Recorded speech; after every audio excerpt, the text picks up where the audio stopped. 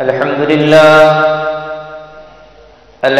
لله نحمده ونستعينه ونستغفره ونؤمن به ونتوكل عليه ونعوذ بالله من شرور أنفسنا ومن سيئات أعمالنا من يهده الله فلا مضل له ومن يضلل ونشهد أن لا إله إلا الله وحده لا شريك له ونشهد أن سيدنا ومولانا محمدا عبده ورسوله صلى الله تعالى عليه وعلى آله وأصحابه وبارك وسلم تسليما كثيرا كثيرا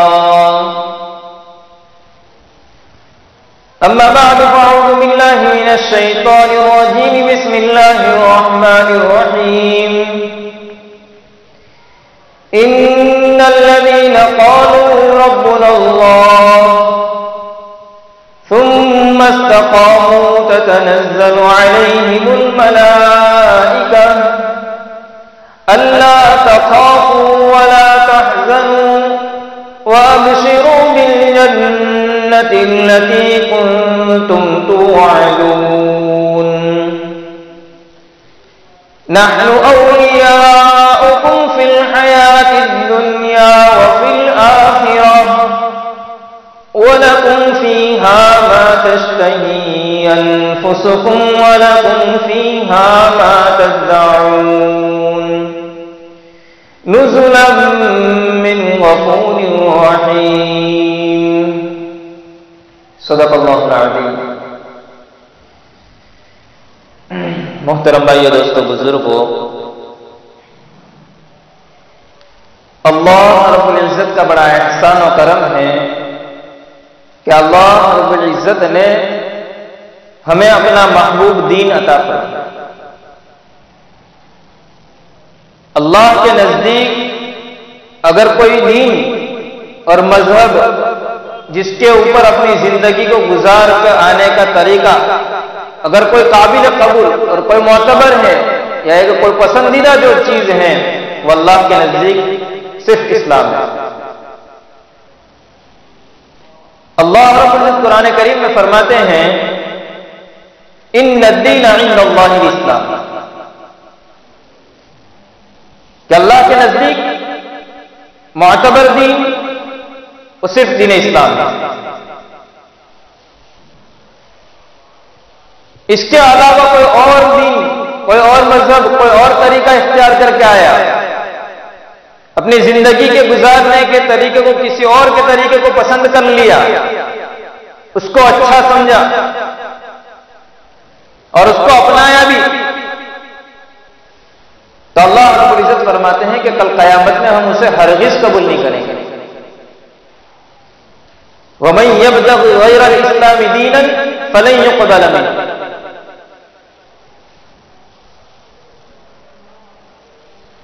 اللہ تبارک و تعالیٰ نے تاکیداً فرمایا یہاں پہ کہ وَمَن يَبْتَغِ غَيْرَ الْإِسْلَامِ دِينًا، اسلام کے علاوہ کوئی اور مذہب اختیار کر کے آئے، کوئی اور دین کے مطابق اپنی زندگی کو گزار کے آئے، فَلَن يُقْبَلَ مِنْهُ، ہم تاکید سے کہتے ہیں کہ ہم قبول نہیں کریں گے۔ تو یہ اللہ کا احسان ہے کہ اللہ رب العزت نے ہمیں ایمان والا بنایا اور اسلام کے طریقے کے اوپر چلنے کی آسانیاں فرمائی۔ احسان ہے کہ ہمارے لیے آزادی ہے کہ اسلام کے طریقے کو، اسلام کو اپنانے کو، اسلام پر چلنے کے لیے ہمارے لیے ابھی آزادی ہے۔ یہ احسان ہے اللہ کی طرف سے کہ اس کی توفیق کے بغیر ہم کوئی نہ نیک عمل کر سکتے ہیں نہ کوئی گناہ سے بچ سکتے ہیں۔ یہ اللہ کا احسان ہے، اللہ کی توفیق ہے، جس کی وجہ سے اسلام پہ ہم جمع ہوئے ہیں۔ اللہ تبارک و تعالیٰ قرآن کریم میں فرماتے ہیں جس کو میں نے خطبے میں آیت کریمہ تلاوت کی کہ جن لوگوں نے یہ کہا کہ اللہ ہمارا رب ہے، پروردگار ہے، ہماری پرورش کرنے والا ہے، اور پھر اس پر جم گئے،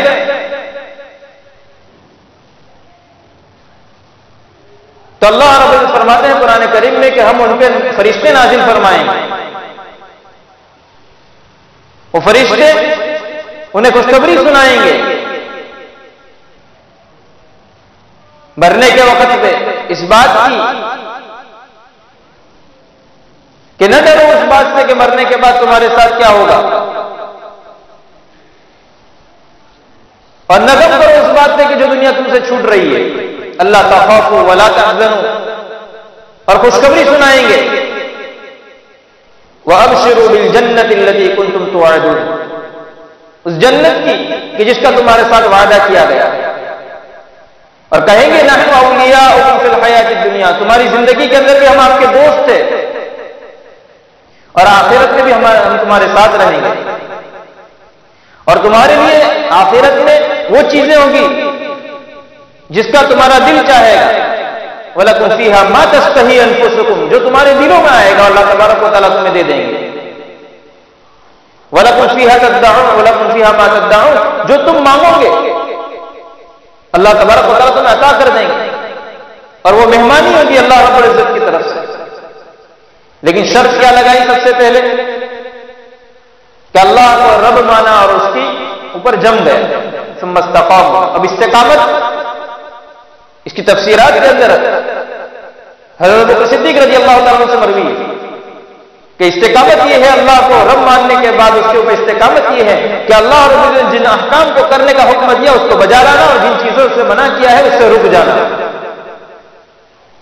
اعمال صالحہ اور نواہی. حضرت عمر رضی اللہ تعالیٰ عنہ فرماتے ہیں یہی چیز جو حضرت ابوبکر صدیق رضی اللہ تعالیٰ عنہ فرمائے کہ اچھا اعمال کا کرنا، ایمان کے تقاضوں کو پورا کرنا، اور اللہ کی منع کی ہوئی چیزوں سے رک جانا. اور جلالین شریف میں حاشیے میں یہ بات لکھی ہے، حضرت عمر رضی اللہ تعالیٰ عنہ قول لکھا ہے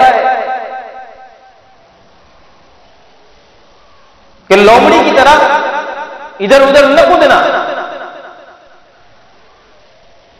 کہ کبھی آیا تو نماز پڑھ لی، کبھی من میں آیا تو نماز چھوڑ دی، کبھی من میں آیا تو روزہ رکھ لیا، کبھی من میں آیا تو ہم نے لباس پہن لیا.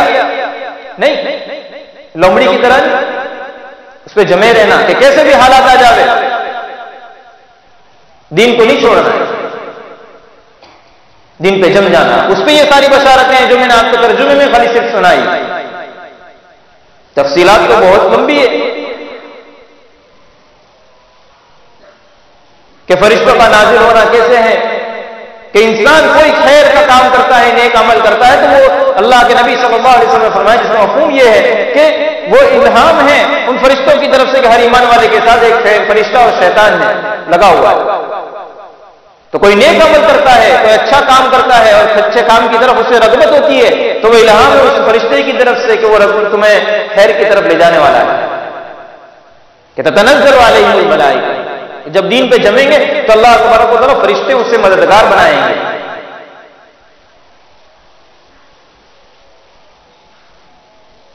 قیامت میں بھی تمہیں ساتھ دیں گے، لیکن دین پر جمنے پہ آج ہم نے غیروں کے طریقوں کو اچھا سمجھا اس لیے کہ وہ خوش ہو جائے اور ہمارے ساتھ اچھا برتاؤ کرے. وہ کبھی کرنے والے ان کے سامنے تو ہمیں اسلام کو پیش کرنا تھا کہ اسلام کے اچھے طریقوں کو پیش کرنا تھا، معاشرے کے اسلام کو پیش کرنا تھا کہ اسلام کا معاشرہ رہن سہن کیسا ہے، اسلام کے اخلاق کیا ہے، معاملات میں اسلام کیا کہتا ہے، اس کو پیش کرنا تھا.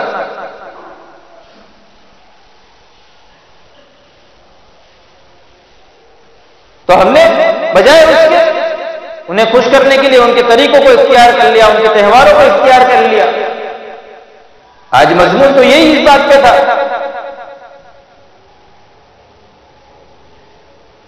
کہ جب ان کا تہوار آتا ہے ہم اپنے بچوں کو ان کے شوق کے لیے دلا دیتے ہیں کہ ہمیں کوئی روکنے والا نہیں، ہمارے لیے کوئی دین اور پابندی نہیں، ہم جو چاہے کریں۔ نہیں، پابندی کے ساتھ رکھا ہے اسلام کہ تمہاری اسلام کے جمنے پہ یہ ساری بشارتیں ہیں، تمہاری مدد اسلام کے جمنے پہ ہیں۔ اللہ تبارک و تعالیٰ یہ فرماتا ہے اور اس میں نقصانات اللہ تبارک و تعالیٰ ہی نہیں بتاتے ہیں کہ آج جو دین ہے ہمارے نزدیک تو وہی دین ہے کہ جس طریقے سے اسلام کے دین ہے، لیکن غیروں نے اس کو منا لیا ایک تہوار کا دن، تو ہم نے بھی اپنے آپ کو اس کے تہوار کے ساتھ شامل کر لیا کہ اس کے پیچھے فضول خرچی کرنا شروع کر کتنے ہوں گے، چاہے برا لگے میں کچھ کہہ دوں حق کی بات کہ ہم نے 100 روپے 500 روپے کے پتنگ خریدے ہوں گے، وہ مانجے لگوائے ہوں گے، منجوائے ہوں گے، جن کے بارے میں اللہ تعالیٰ قرآن کریم میں فرماتا ہے کہ ان المبذرین کانوا اخوان الشیاطین، کہ فضول خرچی کرنے والا شیطان کا بھائی ہے۔ اب سوچ لیں کہ ہم کون سی کیٹیگری میں ہیں کہ ہمارا نہ دنیا کو کوئی فائدہ ہے نہ دین کا فائدہ ہے۔ کیا پتنگ خریدنے میں ہماری کوئی شوق پورے ہو جاتے ہیں؟ کیا ہماری عبادت ہو جاتی ہے؟ کیا بچوں کے شوق پورا کر دینے سے وہ دین کے اوپر آمادہ ہو جائیں گے؟ کیا وہ تمہاری فرمانبرداری کرنے والے بن جائیں گے؟ ان اولادوں کو غیروں کے طریقے پلانے سے، غیروں کے طریقے کے اوپر، غیروں کے تہواروں کے اوپر سجانے سے، ان کو شوق دلانے سے اللہ تعالیٰ تو کہتے ہیں کہ وہ تو شیطان کے بھائی ہو، تو ہم کیا اسے اللہ کا بندہ بنا رہے ہیں یا کہ شیطان کا بھائی بنا رہے ہیں؟ اللہ تعالیٰ قرآن کریم میں فرماتے ہیں ان المبذرین کانوا اخوان الشیاطین، کہ یہی پیسے اگر اللہ کے راستے میں دے دیے ہوتے، اللہ کے گھر کے بنانے میں لگا دیے ہوتے، اللہ تبارک و تعالیٰ 10 گنا کر کے لوٹا دیتا ہے، ضرور لوٹا دیتا کہ ہر نیکی پہ اللہ تعالیٰ کا 10 کا دینے کا وعدہ ہے دنیا میں، آخرت میں اس کا اجر عظیم دے دے گا، یہاں تک کے وعدے ہیں۔ یہی 100 روپے، یہ 200 روپے، یہ 500 روپے کے پتنگ اور مانجے کے بجائے اس کو اللہ کے راستے میں لگایا ہوا ہے۔ بزرگان دین کا اس پہ عمل رہا ہے اور اس سے آگے بڑھ کے چلیں کہ اللہ رب العزت قرآن کریم میں جو بھی اس ماحول کے اندر، اس دین کے اندر جو عمل ہوتا ہے کہ پتنگ چگایا جاتا ہے اور اس کے پیچھے دوڑا جاتا ہے، کٹتے ہیں اس کے پیچھے پکڑنے دوڑتے ہیں اور اس میں ہلاکت ہی ہلاکت ہے۔ کئی لوگوں سے سنا ہوگا، کئی نظروں سے دیکھا ہوگا، بہت سارے گواہ ہوئے اس بات سے کہ پتنگ کی ڈوری آ گئی اور گلا کٹ گیا، پتنگ پکڑنے گیا تھا اوپر سے گر گیا، مر گیا، تار کے اندر پتنگ گھری ہوئی تھی اس کو کھینچنے گیا، کرنٹ لگنے سے مر گیا۔ کیا یہ سمجھتے ہو آپ کہ اس پہ شہادت کا درجہ مل جائے گا؟ شہادت کا درجہ مل جائے گا؟ نہیں، اللہ تعالیٰ قرآن کریم میں فرماتے سورہ بقرہ میں وَلَا تُلْقُوا بِأَيْدِيكُمْ إِلَى التَّهْلُكَةِ، تم ایسے عمل نہ کرو کہ اپنے آپ کو اپنی ذات سے ہلاکت میں ڈالو۔ پتنگ پکڑنے گیا ہے، مرا ہے تو خودکشی کی ہے اس نے، اور قیامت تک اللہ تبارک و تعالیٰ اسے اسی حال کے اندر موت سزا دیں گے۔ وَلَا تُلْقُوا بِأَيْدِيكُمْ إِلَى التَّهْلُكَةِ، کہ ایسے عمل نہ کرو کہ اپنے آپ کو، اپنی جان کو جوخم میں ہلاکت کر دو۔ اب سوچیں ذرا کہ میں کیا عمل کرنے جا رہا ہوں، میرے بچے کو کیا سکھا رہا ہوں، دیکھ پکڑ پکڑ پکڑ وہ جاری ہے۔ ہم سوچیں ذرا، غور کریں کہ کیا میں اپنے آپ کو، میرے اپنے بچوں کو ہلاکت کے اندر ڈال رہا ہوں؟ اور اللہ تعالیٰ کو فرماتے ہیں کہ جس نے خودکشی کی ہے قیامت تک اسے اسی کے ساتھ کے اندر عذاب میں مبتلا کریں۔ اور اس سے آگے چل کے کہ جو پکڑی گئی، جو کٹی ہوئی ہے، وہ دوسرے کا مال ہے، اپنا مال نہیں ہے۔ اسلام کیا سکھاتا ہے؟ بغیر اجازت کے کسی مال کو لینا چوری کے حکم میں۔ کیا ہے؟ چوری کے حکم میں، بغیر اجازت کے کسی کے مال کو استعمال کرنا۔ اب کٹی ہوئی پتنگ ہے، کسی کا مالک نہیں ہے، لیکن وہ چوری کے حکم میں۔ اللہ تعالیٰ قرآن کریم میں فرماتے ہیں اس کی سزا یہ ہے وَالسَّارِقُ وَالسَّارِقَةُ فَاقْطَعُوا أَيْدِيَهُمَا، کہ چور اور چوری کرنے والے کی عورت کی ہاتھوں کو کاٹ دیا جائے۔ اب ہم سوچیں کہ ہم کیا کرنے جاتے ہیں، اور اس کے پیچھے جب بندہ ہر کوئی اوپر دھابے پہ چڑھا ہے، کیا بد نظری نہیں ہوتی؟ کیا بد نظری نہیں ہوتی؟ کیا دوسرے کی ماں بہنیں ہیں اس کے اوپر ٹھہری ہوئی نہیں ہے؟ دوسروں کے گھروں کے اندر ہماری نگاہیں نہیں جاتی؟ اور اس کی وجہ سے، اس گناہ کی وجہ سے اللہ تعالیٰ تو حکم کرتے ہیں ایمان والوں کے لیے کہ نبی صلی اللہ علیہ وسلم آپ فرما دیجیے قل للمؤمنین یغضون من ابصارہم، کہ اپنی آنکھوں کو جھکائے رکھیں، نظروں کو جھکی رکھیں، اس کے بجائے دوسروں پہ نگاہ پہ پڑ رہی ہے۔ تو حضرت علی رضی اللہ تعالیٰ کی روایت ہے، اللہ کے نبی صلی اللہ علیہ وسلم نے فرمایا، حضرت علی رضی اللہ تعالیٰ سے کہ اے علی کہ غیر محرم عورت کو مت دیکھنا ورنہ تیرا ایمان سلب کر لیا جائے گا۔ کیا چاہتے ہو کہ وہ نعمتیں جو ہمیں ملی ہیں اللہ تعالیٰ نے بغیر مانگے دی ہیں وہ ایمان چھین لیا جائے ہمارے سے؟ اس گناہ کی وجہ سے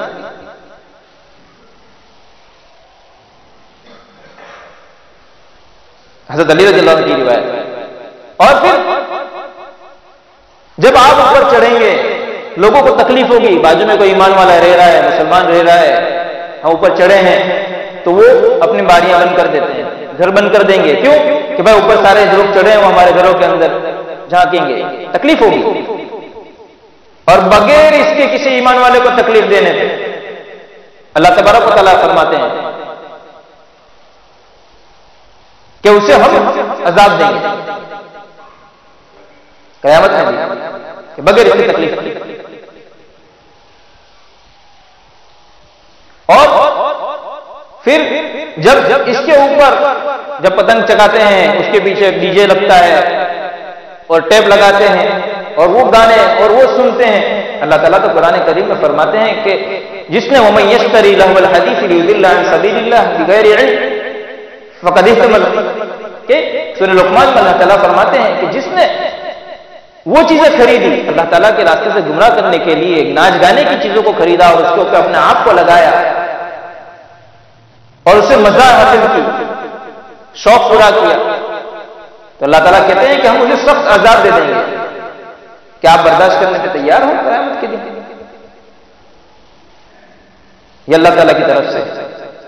اور پھر اللہ کے نبی صلی اللہ علیہ وسلم نے فرمایا، دو حدیثیں ہیں جس کو میں بیان کر دوں آپ کے سامنے، حضرت ابو داؤد شریف نے لکھی ہے وہ روایت کہ اللہ کے نبی صلی اللہ علیہ وسلم کے زمانے میں یہ پتنگیں نہیں تھی، یہ چیزیں نہیں تھی، لیکن اس وقت کبوتر ہوا کرتے تھے، کبوتروں کو اڑایا جاتا، اس کو سیٹیاں بجائی جاتی، اور جس کا جو اوپر جاتا اس کے اوپر شرطیں لگاتے، جو جس کا آگے جاتا اس کو کبوتر بازی ہوتی۔ اللہ کے نبی صلی اللہ علیہ وسلم نے مکی زندگی کے اندر حضرت ابوبکر صدیق رضی اللہ تعالیٰ عنہ ان کے ساتھ ہیں۔ اللہ کے نبی صلی اللہ علیہ وسلم نے پوچھا حضرت ابوبکر صدیق رضی اللہ تعالیٰ عنہ سے یہ کیا لوگ کیا کر رہے ہیں کہ اس کے پیچھے دوڑ رہے ہیں، کبوتر اڑائے ہیں اس کے پیچھے دوڑ رہے ہیں، کون آگے جا رہا ہے کون اوپر جا رہا ہے؟ تو کہ یہ کبوتر بازی کرتے ہیں، ان کا شوق ہے۔ اللہ کے نبی صلی اللہ علیہ وسلم نے فرمایا کہ یہ شیطان ہے اور شیطان کے پیچھے دوڑ رہا ہے، یعنی چلنے والا بھی شیطان اور دوڑنے والا بھی شیطان ہے۔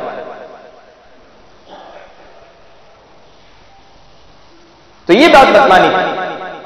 اور آخر میں ترمذی شریف کی روایت، پہلے شروع میں بھی میں نے آیت کریمہ تلاوت کی کہ اللہ رب العزت خود فرماتے ہیں کہ اسلام کے علاوہ کوئی اور مذہب اختیار کر کے آؤں گے تو ہم ہرگز قبول ہی نہیں کریں گے۔ اور قیامت میں اللہ کے نبی صلی اللہ علیہ وسلم کی روایت ہے ترمذی شریف میں کہ من تشبہ بقوم فہو منہم، کہ جس قوم کی وہ اتباع کر کے آئے گا قیامت میں اسی کے ساتھ اٹھایا جائے گا۔ تو یہ ساری چیزیں اس لیے ہوتی ہیں، ہم اپنے بچوں کو بھی اسی تربیت کرتے ہیں کہ ان کے شوق پورے ہو جائیں۔ حالانکہ بچوں کی تربیت تو اس پہ کی جاتی ہے کہ ان کو علم دین کے شوق دلایا جاتا ہے، ان کو قرآن کریم کے حفظ کا شوق دلایا جاتا ہے، ان کو احادیث یاد کرنے کے شوق دلایا جاتا ہے، ان کو نماز کی طرف رجوع کی طرف اللہ کی طرف مانگنے کا شوق دلایا جاتا ہے۔ بجائے اس کے ہم اپنے بچوں کو وہ شوق دلاتے ہیں، اور پھر بڑے ہو کر وہ نافرمان بنتی ہے تو فریادیں لے کے، شکایتیں لے کے آتے ہیں کہ اولاد ہمارا نہیں مانتا۔ ہم ہی نے تو ان اولادوں کو سکھایا تھا انہی کے شوق پورا کرنے کے لیے۔ شوق یہ نہیں تھے، شوق تو یہ تھے کہ اللہ کی کتاب کی طرف اسے رجوع کیا جاتا ہے۔ والدین کے بارے میں اللہ رب العزت قرآن کریم میں فرماتے ہیں، حضرت ابوبکر صدیق رضی اللہ تعالیٰ کی روایت ان کے بارے میں نازل ہوئی ہے وہ آیت کہ جب ایمان والوں میں جو سعادت مند ہیں، جو نیک وقت ہیں، جب 40 سال کی عمر کو پہنچے تو وہ یوں کہتے ہیں رب اوزعنی ان اشکر نعمتک التی انعمت علی وعلی والدی وانا اعمل صالحا ترضاہ واصلح لی فی ذریتی، کہ میرے پروردگار مجھے شکر گزاری کا موقع دے۔ رب اوزعنی ان اشکر نعمتک التی، اس نعمت کے بارے میں کہ جو تو نے مجھے دی، کہ مجھے ایمان پہ باقی رکھا اور تیری طرف رجوع کی توفیق دی، اور اس بارے میں کہ میرے والدین کے اوپر جو تم نے شکر گزاری کی کہ انہوں نے میری تربیت اچھی کی جس کی وجہ سے میں یہاں پہ اس تک پہنچا۔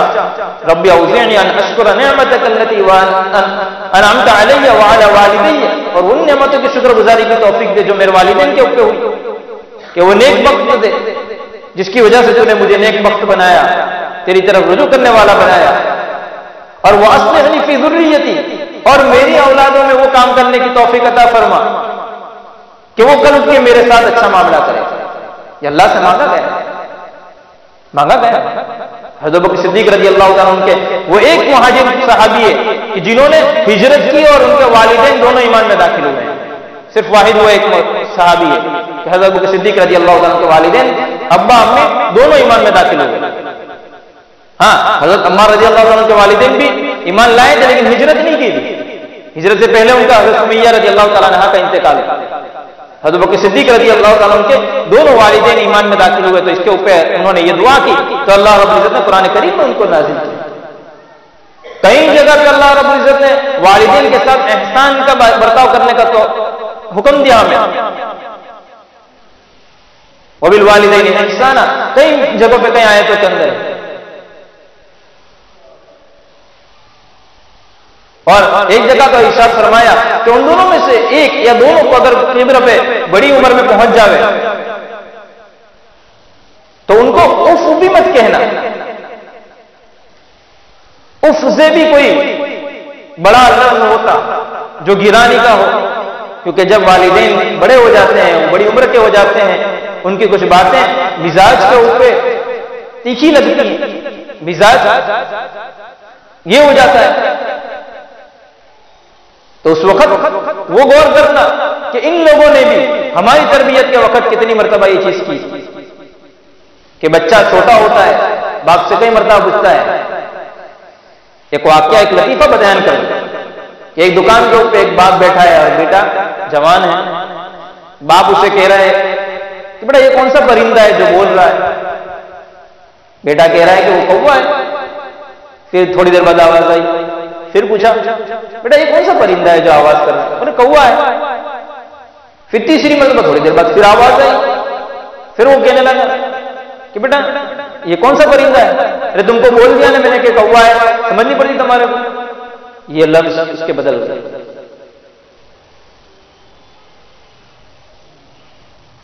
اب وہ والد صاحب کہہ رہے ہیں کہ بیٹا جب اسی جگہ پہ تو چھوٹا تھا تو نے 20 مرتبہ پوچھا تھا کہ ابا یہ کون سا پرندہ ہے، اور میں نے 20 مرتبہ جواب دیا کہ یہ کوا ہے۔ جب والدین بڑے ہو جاتے ہیں اور ان کا پاخانہ پیشاب خانہ کا صاف کرنے کا موقع آتا ہے تو ہمارے تیور بدل جاتے ہیں۔ ہم یہ نہیں سوچتے کہ انہی کی قربانی کی وجہ سے، انہی کی بدولت ہم یہاں تک پہنچے ہیں۔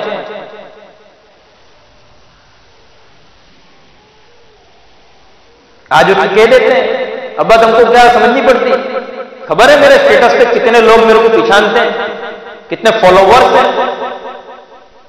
ارے میرا تو یہ اسٹیٹس جاوے نا تو ٹک لائک لائک لائک ملتی چلی جاتی ہے، 500 لائک تو ایک دن میں آ جاتی ہے. تم کو خبر ہے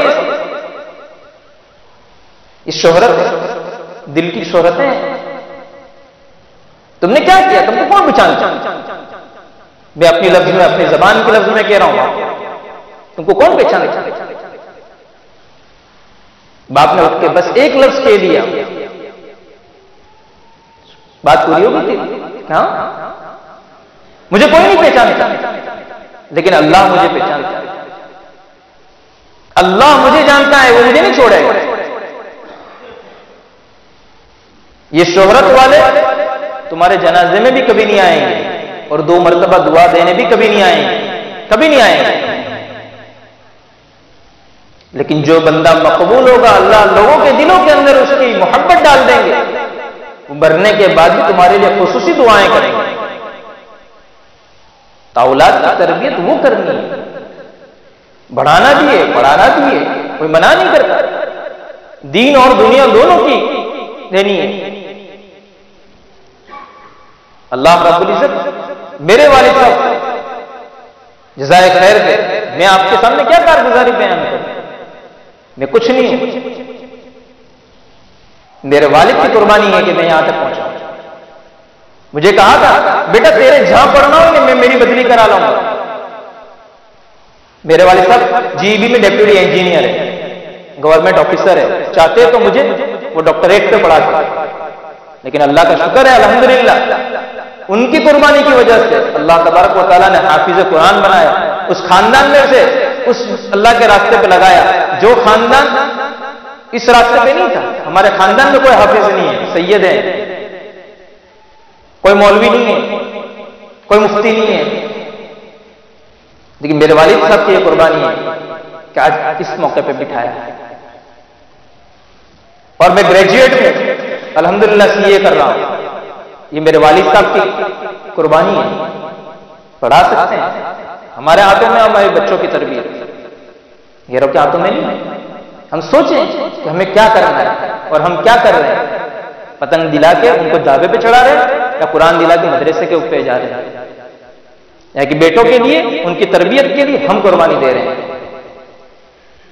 آج 32 سال ہو گئے، میرے 32واں سال چل رہا ہے. کبھی میں نے پتنگ نہیں پکڑا، مجھے چگاتے نہیں آتا. یہ میرے والد صاحب کی قربانی ہے. تو وہ پڑھا لکھا آدمی GEB کا آفیسر ہے، چاہتا تو آفیسری میں ساری شوق میرے پورا کر دیتا. گھر میں کبھی ٹی وی نہیں لیا، شادی تک کبھی موبائل نہیں دیا. یہ تربیت ہے. کبھی ہمارے گھر میں نیوز پیپر نہیں آیا لیکن ہم نالج سے خالی نہیں. یہ شہرتیں ہیں جو دنیا کی تمہیں گمراہ کر رہی ہے. یہ مثال بیان کر رہا ہوں کہ جب میری بچی کی اسکول میں داخلے کے لیے گیا تو پوچھ رہے تھے کہ کس لیے آپ یہاں پہ پڑھا رہے ہو، اس کو کیا بنانا چاہتے ہو، ڈاکٹر کیوں بنانا چاہتے ہو. تو اس میں یہی بات میں نے کہی کہ خدمت خلق ہمارا آگے رہے گا. علم تو آخری دم تک کا حاصل کرنا ہے، علم میں کوئی کمی نہیں ہے. اور استاد کا احترام آخری دم تک کرنا ہے. انہوں نے ہم پہ محنتیں کی، والدین نے ہمارے لیے قربانیاں دی، اس تک آج ہم پہنچے. تو یہ ہے تربیت. ہم اپنی اولادوں کو بھی صحیح تربیت کریں تاکہ کل اٹھ کے ہمارے لیے وہ نیک وقت بنے. جیسا کہ حضرت ابوبکر صدیق رضی اللہ تعالیٰ عنہ کے بارے میں اللہ رب العزت نے قرآن کریم میں فرمایا کہ وہ کہہ رہے ہیں 40 سال کی عمر میں کہ ربی اوزعنی ان اشکر نعمتک التی انعمت علی وعلی والدی وانا اعمل صالحا ترضاه واصلح لی فی ذریتی. دوسری جگہ فرمایا کہ اگر وہ بڑے ہو جاوے تو ان کے سامنے اف تک مت کہنا، اور یہ دعا کرتے رہنا رب ارحمہما کما ربیانی صغیرا، کہ اللہ ان کو ایسی رحمت فرما جیسا کہ ان لوگوں نے بچپن میں ہمارے اوپر رحم کیا. اللہ تبارک و تعالی ہمیں کہنے سننے سے زیادہ عمل کرنے کی توفیق عطا فرمائے.